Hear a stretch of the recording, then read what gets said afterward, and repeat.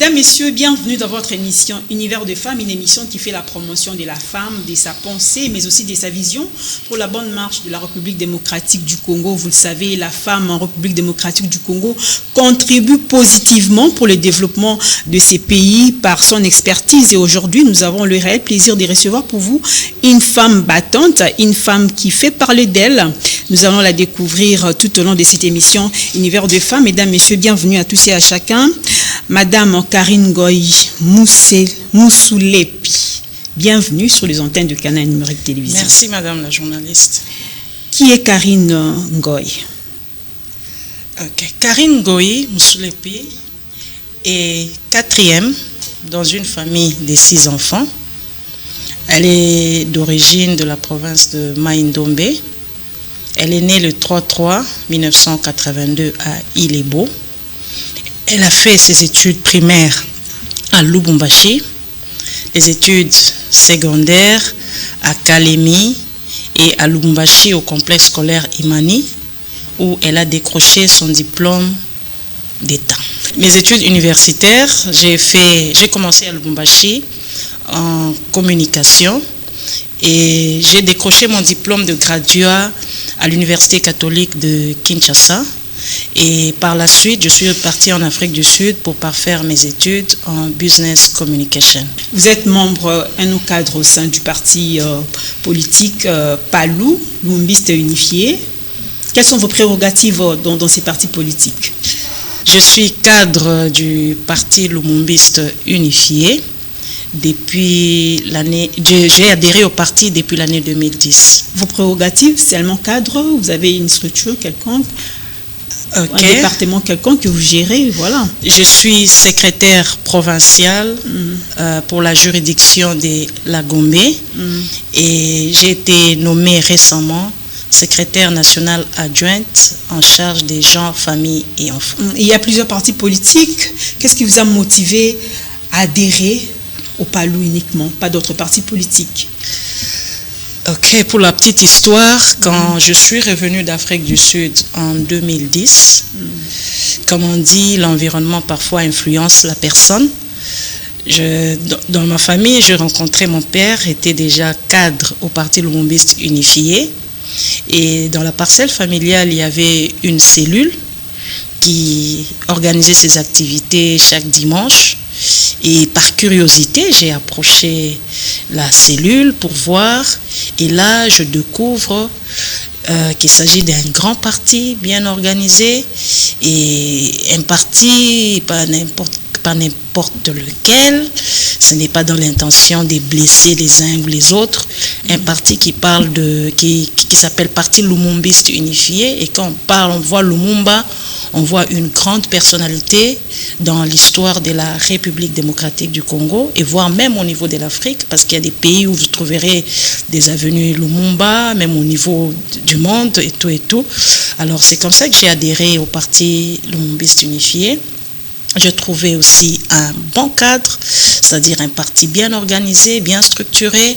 Et j'ai commencé, le Parti Lumumbiste Unifié est pour moi une école où j'ai appris beaucoup de choses, où j'ai découvert qu'est-ce que c'est la politique, comment est-ce qu'il faut se comporter en politique. C'est au PALU que vous avez appris les ABC de la politique, comme vous venez de le dire. Oui. Mais est-ce qu'au PALU, la femme trouve sa place? Est-ce que la parité est respectée au PALU? Bien sûr, la femme trouve sa part au Parti Lumumbiste Unifié. Quand moi je parle de la politique, c'est-à-dire je vois la présence dans la gestion de l'État. Au Parti Lumumbiste Unifié, par exemple, j'ai postulé en 2018.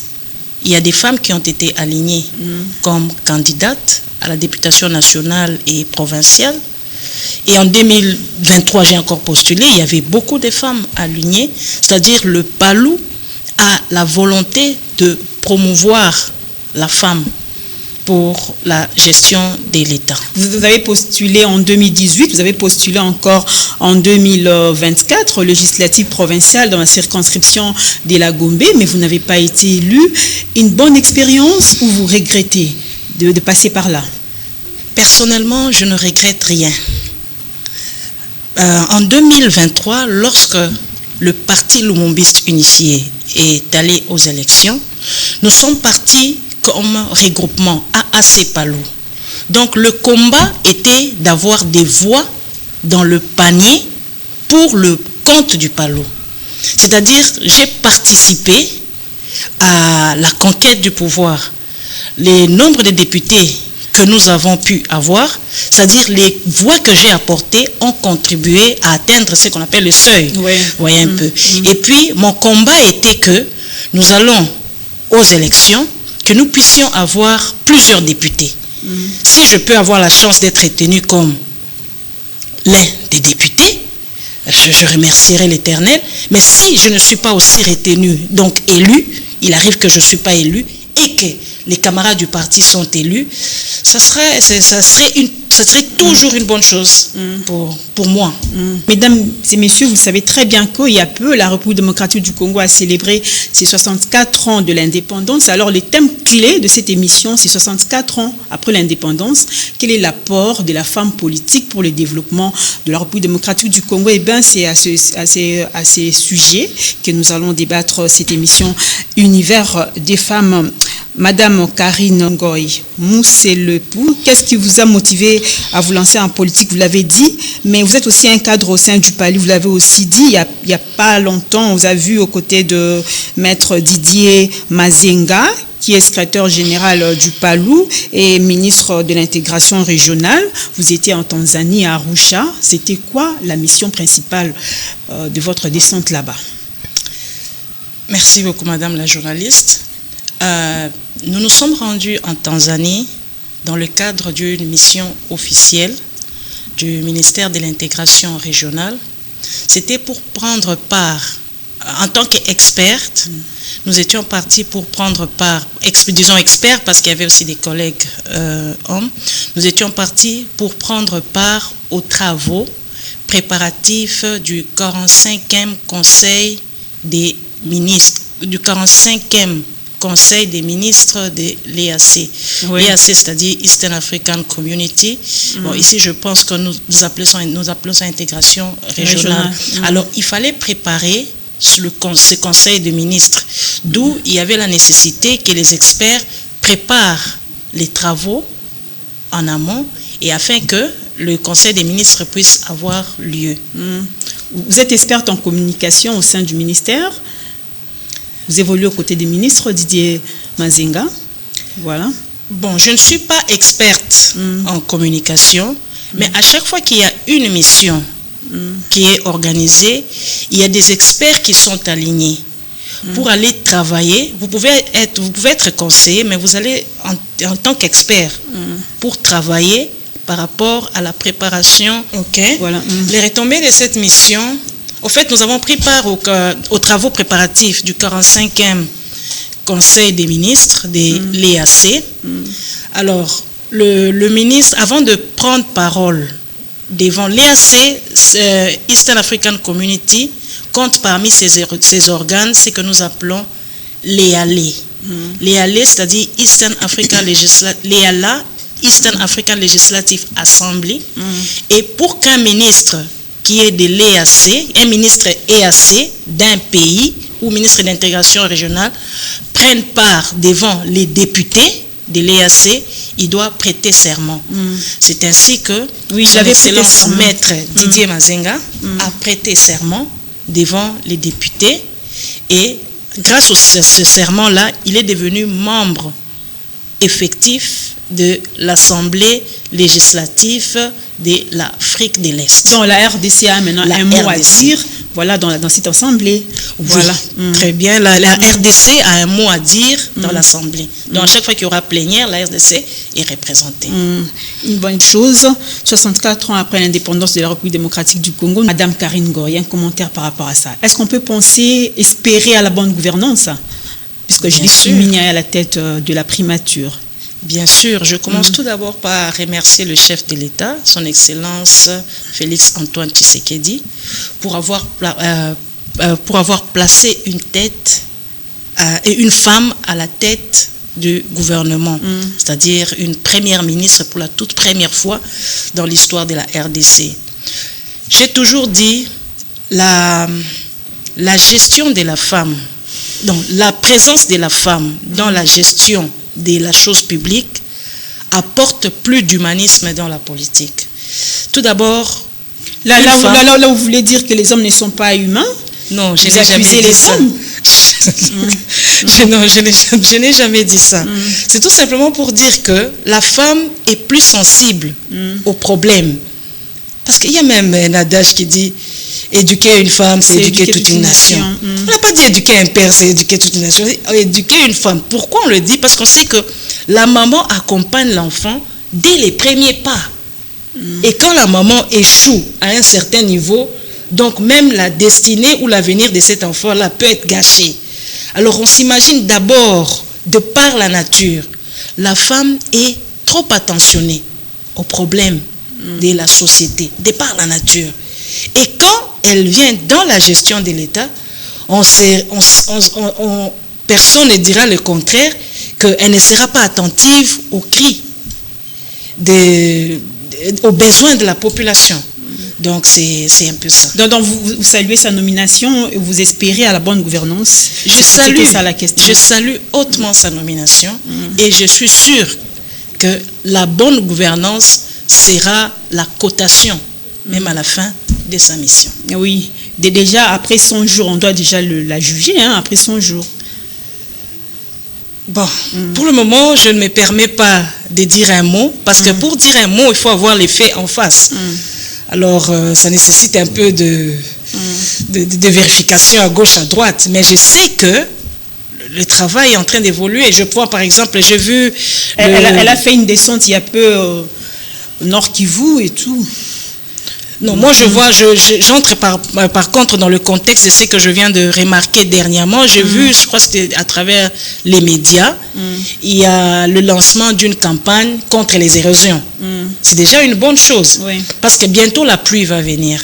Et quand la pluie va venir, ce sont les érosions qui vont nous créer trop de problèmes, tout ça. Et le gouverneur de la ville a lancé cette campagne-là. Et on s'imagine, il y a la première ministre. Ensemble avec le ministre des Infrastructures. Le ministre des Infrastructures, mais au sommet, nous avons la première ministre. La première ministre. Donc, c'est-à-dire, donc elle a un œil, elle sait ce qui est en train de se passer sur terrain. Là, vous avez parlé particulièrement de la première ministre Judith Tuluka Suminwa, mais il y a plusieurs femmes en République démocratique du Congo, il y a plusieurs femmes qui évoluent, qui exercent dans différentes structures de la RDC. Madame Karine Goy, si on vous demande de dire un mot par rapport à la femme congolaise, quelle est votre lecture par rapport à la femme congolaise, une femme politique congolaise? C'est quoi votre lecture? Bon, ce que je dirais d'abord, quand on parle de politique, c'est-à-dire on fait de la politique, c'est pour avoir le pouvoir. Et lorsqu'on a ce pouvoir, c'est pour le maintenir le plus longtemps possible. Le plus longtemps possible. Et puis, travailler pour la population. Porter un jugement d'emblée, moi, ce que je peux dire, c'est d'abord savoir quelle est la place de la femme politique sur l'échiquier politique du pays. Par exemple, il y a autant de ministères, il y a combien de femmes? Il y a autant de députés au niveau national, il y a combien de femmes? Quel est le pourcentage réservé à la femme? Moins de 30%. Je sais que moins de 30%. Je sais que les femmes, nous sommes en train de nous battre. Nous visons même 50. Mais cela nécessite aussi un effort de notre part. Nous devons, je ne dis pas que nous ne sommes pas à la hauteur, nous devons montrer que lorsque les postes de prise de décision nous sont confiés, nous sommes capables et nous démarquer par rapport à ceux qui étaient là avant. C'est ce que je peux dire. 64 ans après l'indépendance, le pays va bien. Un mot, juste un mot par rapport à ça. À mon avis, je pense que la situation évolue. Par exemple, pour l'instant, pour avoir le pouvoir, il faut passer par les élections. Ça, c'est un point positif. Il faut passer par les élections. Et pour le moment, les premières élections, si je ne me trompe pas, c'était en 2006. Oui. Parce que moi, j'étais en Afrique du Sud à l'époque. On a suivi de loin. Les deuxièmes en 2011 et puis 2018, 2023, quatrième. Il y aura 5e, 6e, 10e. Et l'évaluation de la qualité de ces élections-là dépendra aussi du temps. Dirigeants. Ça dépendra aussi du temps. Plus nous avançons en âge, les choses seront meilleures. Donc, il faut toujours être positif. Il faut aimer son pays et accompagner les dirigeants. C'est ce que je peux dire. Madame Karine Ngoi, depuis quand que vous êtes, depuis combien d'années que vous exercez en tant que femme politique? Puisqu'il y a des femmes qui veulent aussi emboîter le pas. Parce que dans le cadre de cette émission, l'idée c'est que les femmes qui passent sur ces plateaux aident aussi d'autres femmes à emboîter les pas dans différents domaines de la vie nationale. C'est depuis quand que vous exercez comme femme politique? En fait, j'ai adhéré au Parti Lumumbiste Unifié en 2010. À mon retour, lorsque je suis rentrée au pays en provenance d'Afrique du Sud, et j'ai milité au Parti Lumumbiste comme simple militante. Et jusqu'à ce qu'en 2018, j'ai eu la faveur, ou je peux dire la faveur, ou la grâce, en tant que chrétienne, je dirais la grâce, d'être alignée comme candidate à la députation nationale pour la circonscription de Lukunga. Et étant candidate, et puis après les résultats et tout, nous avons beaucoup découvert de ce qui c'est du monde politique. Et puis venir encore postuler en 2023 toujours au Parti Lumumbiste Unifié, la conception qu'on avait sur les résultats, la conception qu'on avait sur la conquête de pouvoir, tout ça, ça a aussi évolué. Pour moi, faire de la politique, je me suis toujours dit, c'est une vocation. Parce que, naturellement, j'aime servir.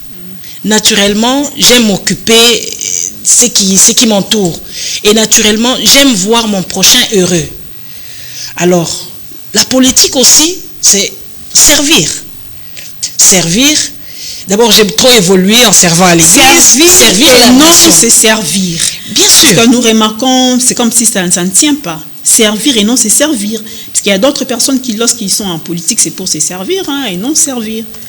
Donc, on doit rester dans là.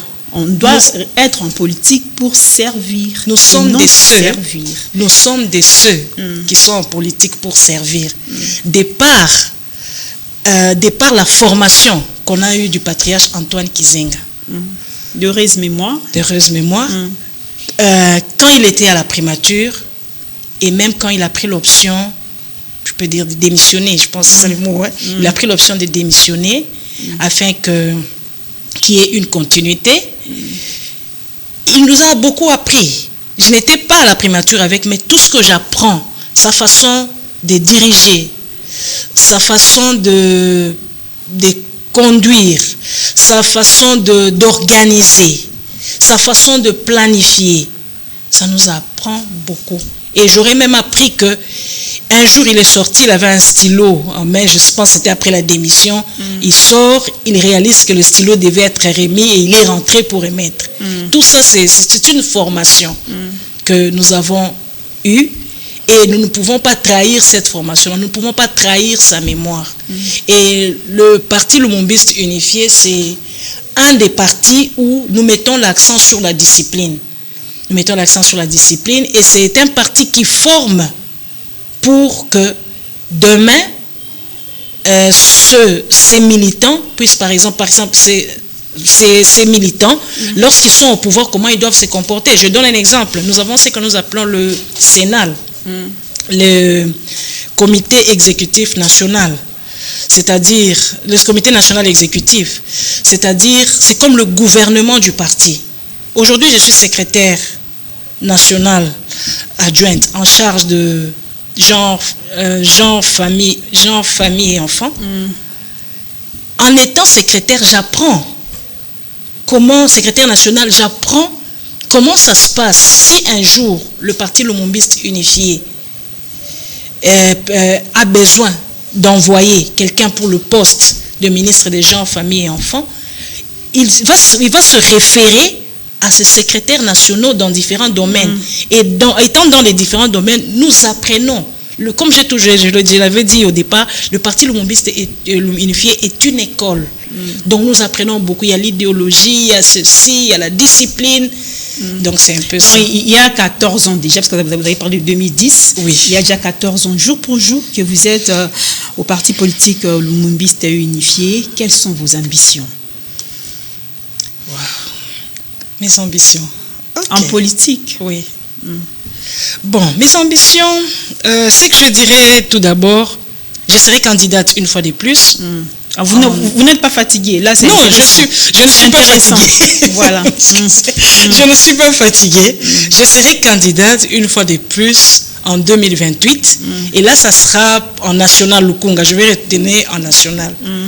Et si j'ai la chance, je suis sûre que je serai élue parce que j'ai quand même toute la connaissance. Je comprends maintenant, je sais maintenant comment ça se passe.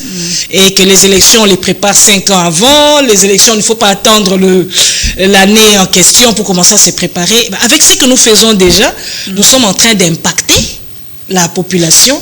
Et nous sommes sûrs qu'au moment opportun, il n'y aura pas d'hésitation pour voter en notre faveur.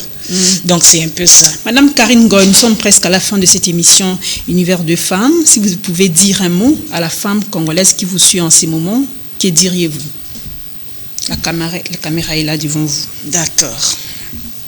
Chères femmes congolaises, je nous invite à travailler pour le bien de notre pays. Et puis la politique n'a pas seulement cette définition parfois que les gens inculquent, c'est-à-dire le monde de tricherie, le monde de ceci, non. En politique, nous pouvons aussi servir notre pays. Nous pouvons aussi servir nos familles. Nous pouvons aussi travailler pour le bien. C'est vrai, nous prions. J'appartiens par exemple dans plusieurs groupes, des prières par exemple. Nous prions pour la nation, nous prions et tout. Mais être aussi sur terrain, pour que important. Lorsque nous prions, que cela puisse être une réalité, que cela puisse produire des fruits, parce que nous-mêmes, nous sommes là comme témoins pour vérifier si les choses sont faites de manière, si les choses respectent les normes en faveur de la population, serait aussi une bonne chose. Ainsi, moi, je lance l'appel à toute femme qui souhaite se lancer dans la politique. Le Parti Lumumbiste unifié vous attend à bras ouverts. Moi-même, je suis secrétaire provincial du Parti Lumumbiste unifié pour la circonscription de la Gombe. Et maintenant, là, nous travaillons sérieusement pour une adhésion massive afin que nous puissions implanter le parti au niveau de la Gombe.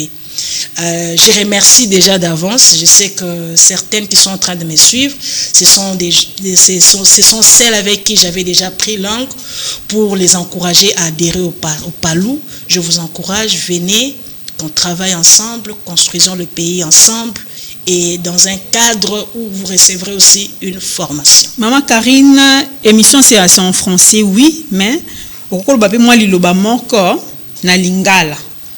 Pour la basi belé au bazotala yo. Bande kolanga basi to négliger politique te. Balobi mwasi oyo asambela kazama bolongo na se ako ningisa makambo ako tombola mboka. Mais na kosenga tango za mabolongo na se zala pe esika musala ezo salema, c'est-à-dire esika politique ya mboka ezali pote to construire ensemble lobby na biso. To sambela, to travailler pour la politique, to à la paix sentinelle na niveau un milieu politique, pote, to se rassurer, musala ezo salema na ndenge te eko sepelisa population na biso. Mesdames, Messieurs, c'est la fin de cette émission Univers de femmes. On a eu le réel plaisir de recevoir pour vous Madame Karine Ngoy Mousoulepi, qui est cadre au sein du parti politique Lumumbiste unifié. Elle évolue également aux côtés de ministre de l'intégration régionale, maître Didier Mazinga. Elle nous a parlé d'elle, du parti politique, et aussi elle a dit un mot par rapport à la marche de la République démocratique du Congo. Merci à vous de nous avoir suivis et on se retrouve très prochainement avec le même plaisir. Merci. Merci.